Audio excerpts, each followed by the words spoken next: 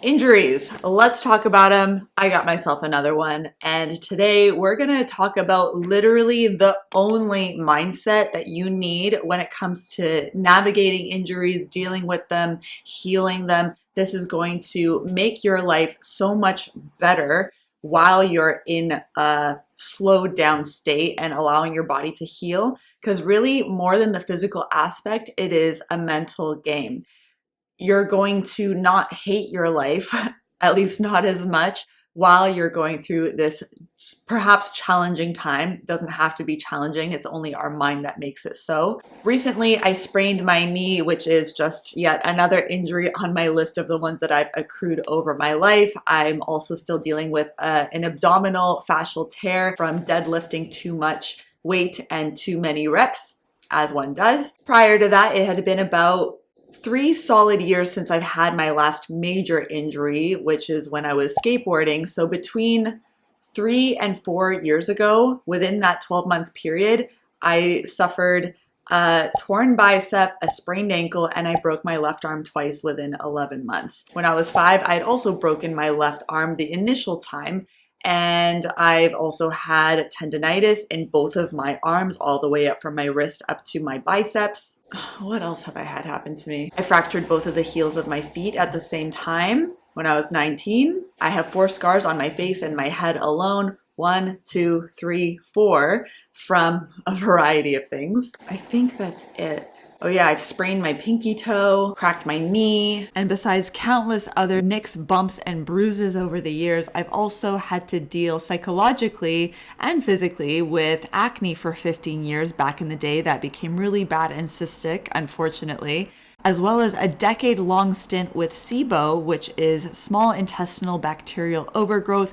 Basically think symptoms of IBS-C that just went undiagnosed for way too long until I finally went to see a naturopath when conventional medicine and regular doctors were not able to help me. So needless to say, I've run the gamut. I feel like I've gone through a fair enough things that I have enough firsthand experience to speak to the topic, and I stand by everything I'm about to say in this video. Disclaimer: I am obviously not a doctor, and this is not a substitute for medical advice from a qualified professional. I am just a random person on the internet speaking about her own personal experiences. Do seek out support from all possible avenues, whether conventional or alternative or both, as you see fit for your unique situation. I don't know how I've been able to cultivate this mindset, but ever since I was younger, I just never wanted to subscribe to the status quo, and I always wanted to choose my own frame. What that means is, yes, I realize that there are generalizations that have been born from the general population injuring themselves, and let's say doctors, healers, they find an average of the amount of time that it takes the majority of people to heal, whether it's naturally, whether it's post-surgery, etc. So I get that there's like the societal standard amount of time and process that it takes for certain things to heal. However, the power of the mind is truly incredible. And even if it's a wellness professional or medical professional, even if I'm paying them for their advice and expertise, I don't want to say that I take it with a grain of salt sometimes, depending on what it is, but I do genuinely consider the information and the knowledge and the expertise that they are offering to me, especially since I am the one seeking it out. At the same time, I connect to myself, what I feel viscerally on a cellular level, not necessarily just logical and rational, but like taking in my entire being of what I feel is the best route for me to take as an individual, while taking in also the potential of the collective healing experience. So I want to share with you a story of the last 2 times that I broke my arm. When you're a kid and you get injured, there's really nothing you can do about it in terms of managing your mental state, or maybe I'll say very little depending on your age. Like when I was 5 and I initially broke my arm, my brain has barely formed and developed. You don't fully form your brain until you're 25 years old. So you are at the whims of your primal, impulsive feelings and emotions. Panic, crying, running to your parents, like you obviously need help. You're too small and young and undeveloped to fend for yourself. As an adult, however, learning to manage our mind and our emotional state, especially when we find ourselves in a really precarious, maybe even dangerous and vulnerable situation, you gotta manage your internal function to just not make the situation worse by way of panicking. So the second and third time that I broke my arm, which was 30 and 31 years old from skating, wear your pads, kids. It was a stable break the first time, which was really my second time in life, but the first time as an adult. Stable break meaning the fracture was there, but my bones were not displaced. So my arm still looks straight. It was just a little bit of swelling in the wrist that wasn't going away after 48 hours. So I got it checked out. I ended up having to get a cast. The doctor said that it would be probably a solid 3 weeks, if my memory serves correctly, that I would have to have this cast on. And I had a follow-up scheduled for 1 week later, and I was determined to get the cast off in 1 week, if at least transferred to one of those fiberglass removable casts instead of that paper mache plaster that everyone hates. Now, while I create my own mental experiments with healing, I'm also open to the fact that, hey, if my arm is not able to be removed from this plaster within a week, fine, I'll try for 2 weeks, I'll try for 3 weeks, whatever, but just not accepting point blank the information and the timeline, which is really kind of just a general suggestion, recommendation, again, based on just the general public, which I understand, but also it doesn't mean that it has to, must apply to us as an individual in our own bodily healing journey. And so, lo and behold, my doctor was surprised that my arm was healing really well. And after that 1 week, I got the cast sawed off, and he did mention, like, hey, know that you still have a broken arm, so don't be wilding out and stuff. Like, you have to be careful with it, but we can transition you into not even a fiberglass cast, it was an arm brace. The great news, I had my orthopedic specialist appointment today regarding my broken wrist, and I got the cast off after just 1 week. Hey, they said 4 to 6, and I said, I don't think so. And I was able to not get a fiberglass, a fiberglass cast that just goes straight to a wrist splint brace situation. Yeah, I'm super stoked on it. So that was ideal, and I took care of it. I would still give it a little extra support with that flexible athletic tape, which I'm obsessed with, by the way. I love it, truly obsessed with it. But yeah, so that was the initial break. Break 2, 11 months later, was very bad. My arm was up, over, and then slightly to the side. I looked down, it was Tuesday morning at 10:20 a.m. Luckily, I was with a friend. We were skating just for 20 minutes and tried to jump a gap. Back foot slid off the tail end of the board. Foot planted on the bank. The board kept going with my other foot the other way. And to save a possible groin tear or something really bad, naturally you throw your hands out and then zing, broke my arm. Again, for the third time, but the second time in this 11-month window as an adult. Anyhow, naturally I go to the hospital. That's a must. Self-diagnosing and healing on WebMD is just not going to cut it in all scenarios, so keeping that in mind for any of you very self-sufficient people in the house, which myself I'll include in that category. The scene was pretty funny because I had to stabilize my hand on something. I couldn't just let it dangle there, and also the bone popped out a little bit. I still have a scar.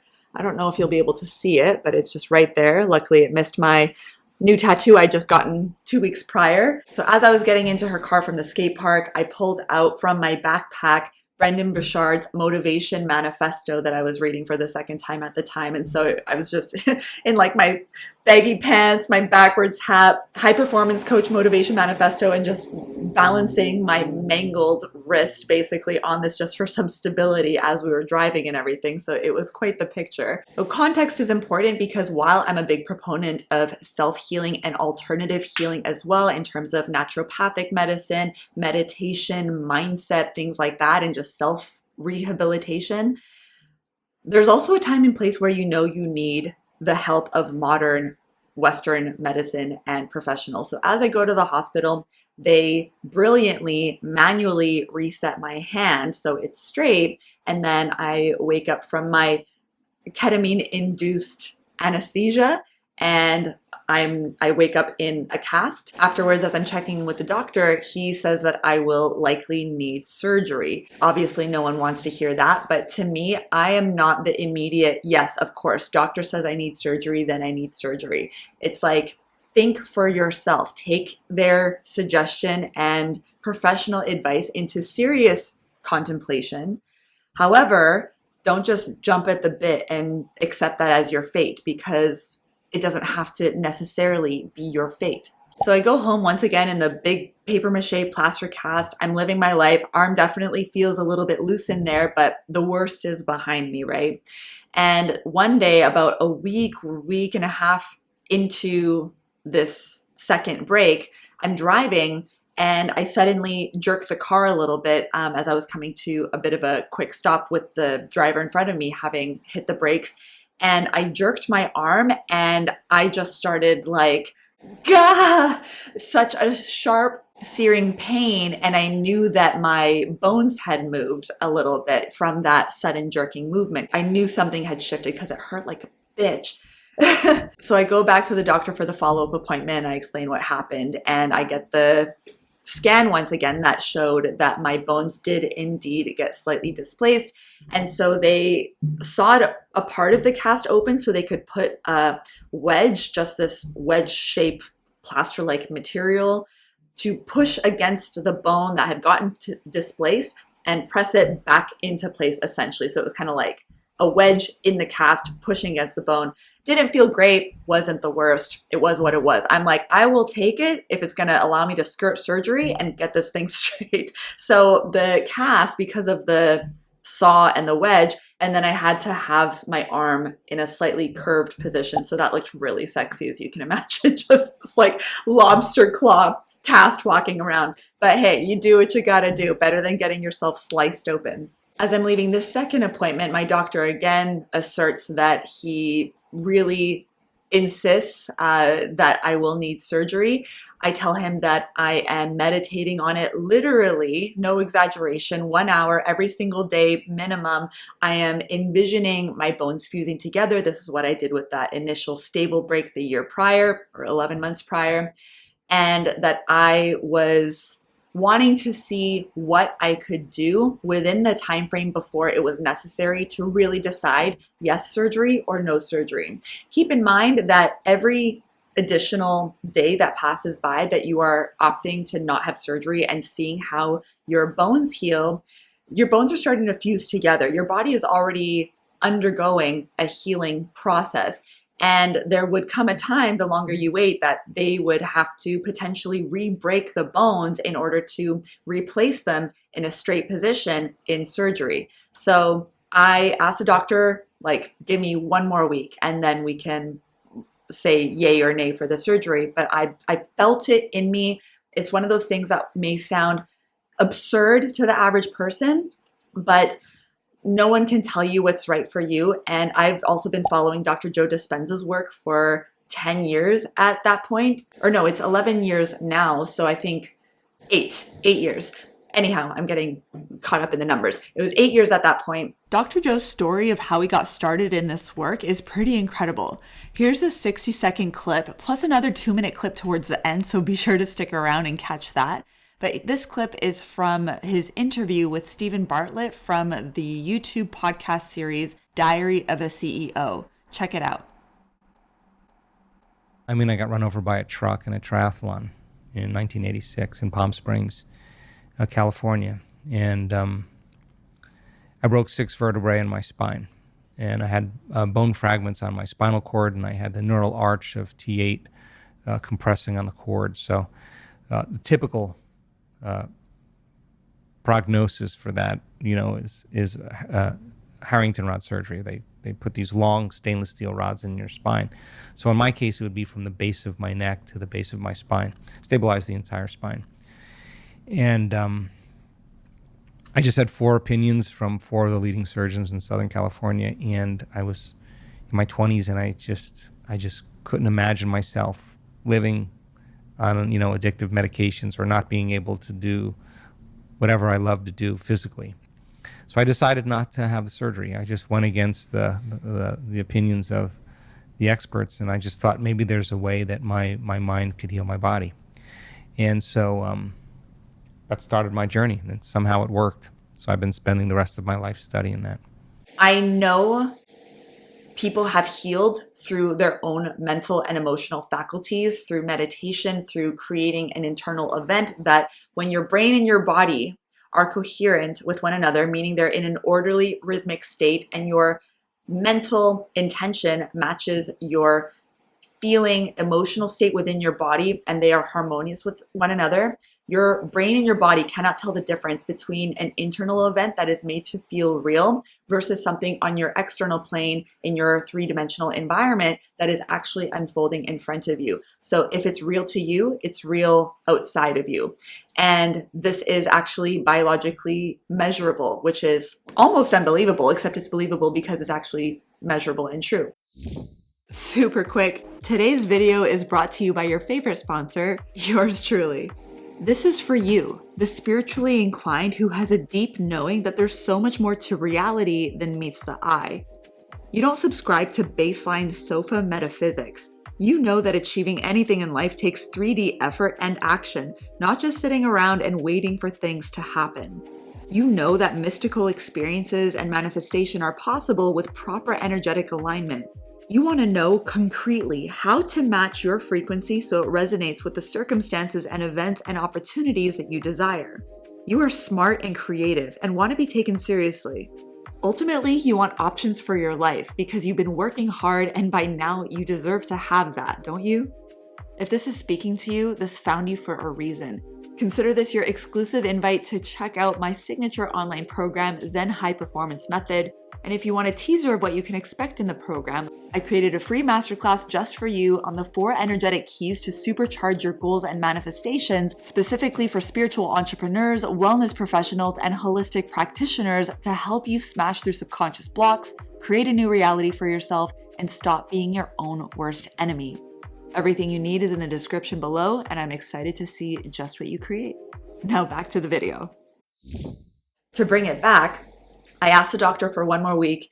He agreed. There's nothing really he can do anyways if I'm insistent on that. They can't put me on the operating table against my will. Fast forward to 1 week later, I continue with my practices. I'm thanking my body. I am like touching my arm over the cast, stretching my fingers, like loving up on myself, saying thank you, thank you, thank you for healing, for being strong, for fusing the bones back together straight, for the mobility in my arm. Human body is incredible, always optimizing itself, healing. Thank you, thank you, thank you. Gratitude and not fear. Appreciation and not anxiety. Trust and faith in the process, and calm detachment from whatever the outcome may be, but a positive expectation that what I was willing into existence was going to occur. 1 week later, which is now my 3rd follow-up with the doctor, where we're going to have to decide on surgery or not. I get a scan every time so we can see what's going on underneath the cast. I'm waiting for the doctor to come back into the room. I'm sitting in the waiting room on the table that looks like a massage table type thing. He comes into the room. He says the words, "You win." I win? Yep, you win. You don't need to have surgery. And I said, well, we both win. And he says, yeah, we both win. My doctor said that he was convinced that I would need surgery. Let my story serve as proof that someone else's absolute conviction doesn't have to be your outcome. What is your conviction? Let that be your truth and experiment with the outcome. See just what you can create for yourself. I guess I really did manifest that healing. And I told him, I was just so excited. I'm like, I told you, I was meditating on it every day. I was visualizing everything, again, fusing together under the cast. And I was just excitedly sharing this with him. He rolls his eyes at me, which I can't blame him for doing so, I guess. But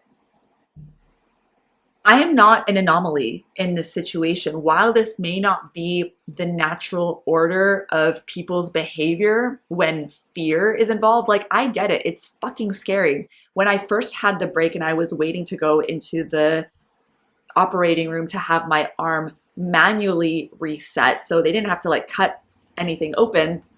So I don't want to say operating room in the sense of surgery, but when your arm is up over and to the side, they have a technique to basically like you're sedated and they pull your hand, so they slide out the bone and then they basically feel it back into place. And it's crazy because after the fact, once I woke up in the cast after my ketamine anesthesia, the doctor had said that people often scream, which I don't remember, but your subconscious is feeling everything, like your body is still feeling everything that's happening to you. And apparently I just let out the most like voracious like yell basically when they, pulled my bone out in order to reset it straight. Anyhow, I hope this is not TMI and that you're not squeamish, but I want you to know what's possible for your own healing journey. It's not just what's probable, it's what's possible. Not just based on past experience, but based on not considering only limitation, but again, what is available in terms of options for your healing journey. And let me tell you, if it turned out that I needed fucking surgery, so be it. But there's no guarantees post-surgery that they're not going to hit a nerve or fuck something else up unintentionally, obviously, or just complications after the surgery or things just not going right. People do the best that they can. There's room for error. There's no guarantee that I would have full mobility in my wrist after surgery. Like, sure, my arm would be straight, but what about the function? And I was willing, I think if you can, yes, natural healing is option number one always. Always, if you can.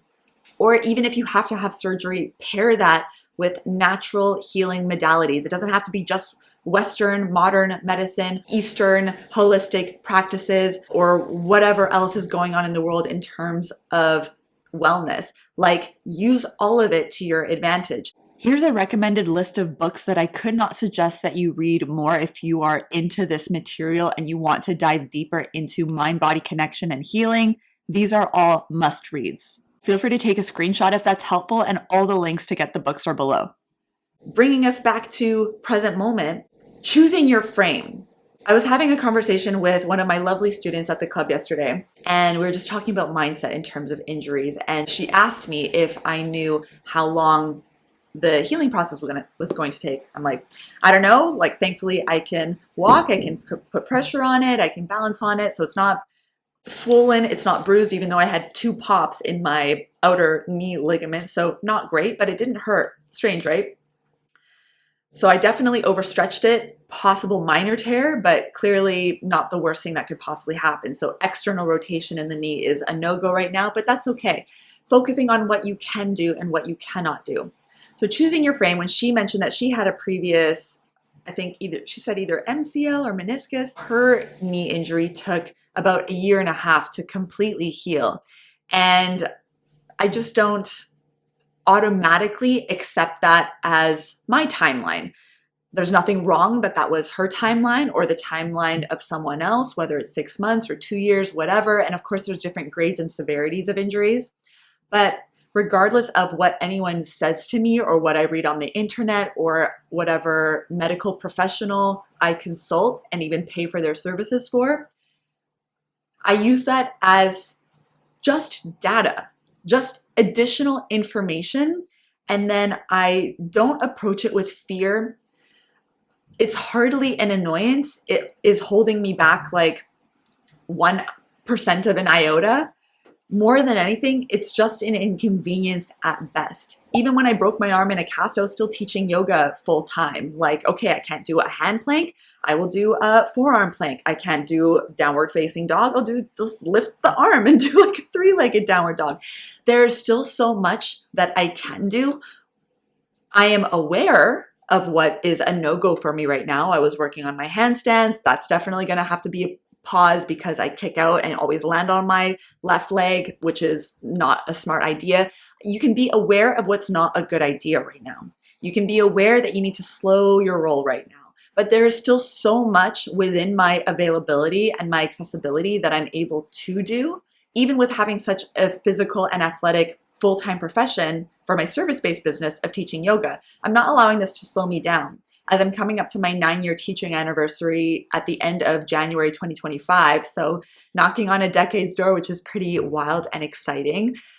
I verbal cue, I've built that skill over the years, and I can still run a tight ship and a fun, challenging, creative class through verbal cueing and mild demonstration. Like, now my mindset is it's an opportunity to be even more creative and to explore. And I want to inspire my students that injuries don't have to hold them back. I do also say that sometimes while we can modify and massage and poke and prod and roll ourselves out and do self-myofascial release and everything in order to heal, yes, a lot of the time it is also better to just stop for a week, for a month. The sooner you can slow down, the faster you can speed up. There may be certain situations, let's say if you're a professional athlete and you have to continue on some type of specific training regimen that will be created with alternatives and adaptations for whatever injury you may be experiencing. But even then, sometimes just stop, let the body heal to an extent, at least when it's really tender and fresh, and then start to experiment lightly. There's so much available to us in terms of mindset that any physical temporary limitations can be overcome with the right frame of mind. A lot of the time, physical ailments, whether it's a physical injury or some type of dis-ease, the mind makes it so much worse. And that's not to discredit or make light of any type of condition that somebody is dealing with or diagnosed with. Like, it's awful and it's unfortunate and it can absolutely be scary. So it's not about not feeling any fear or anxiety or having those thoughts creep up, but we have the power of choice and we train ourselves how to think. And if the mind is not right, the body is constantly responding in kind. Thoughts are electrical impulses in our brain. These thoughts trigger chemical reactions within the body that we experience as emotions. So the thinking and feeling loop is absolutely interconnected and it's really inseparable. And all of our hundreds of trillions of cells in the body are constantly responding to the thoughts and the feelings that we're experiencing inside. And every 7 years, we have like a complete wash and a regeneration of our cells. So that's where the saying, like, you can become a completely new person every 7 years. Sure, maybe physically in terms of your cell restructuring, but what about in here? What about in here? So that's where the true transformation really occurs. And I not just believe, I fucking know, because I've done it countless times in my life, even when I had tendonitis for 8 months progressively, and then one day just relieved, because I never gave up the hope and the intention and the optimism that my body would heal and resolve itself. Sometimes the body just does wild ass shit. I don't know, especially if you're physical and constantly challenging yourself. But regardless, the point is self-mastery. Choose the way that you want to think. That doesn't mean you're not going to have thoughts and feelings creep in that don't feel great, that you would prefer not to have. We can't help the automatic things that suddenly jump into our being. Automatic thoughts, automatic emotions. We have between 60 and 80,000 thoughts roughly every single damn day. There's bound to be a few that sneak in there that we don't particularly like. But with awareness, with consciousness, with training, like I am always in training from a place of love to enhance my life experience to the best of my ability and inevitably those of others. Train yourself how you want to think and to feel, and eventually it becomes more second nature. So I'm not afraid of a knee sprain. I still continue teaching the back half of my class after it happened. Like pop, I didn't even acknowledge it, and I kept going. But that's because I know my body the best. And I understand that that can sound a bit reckless, but I felt it out. I'm very in tune. I was fine. It's all good. And then I was assessing afterwards.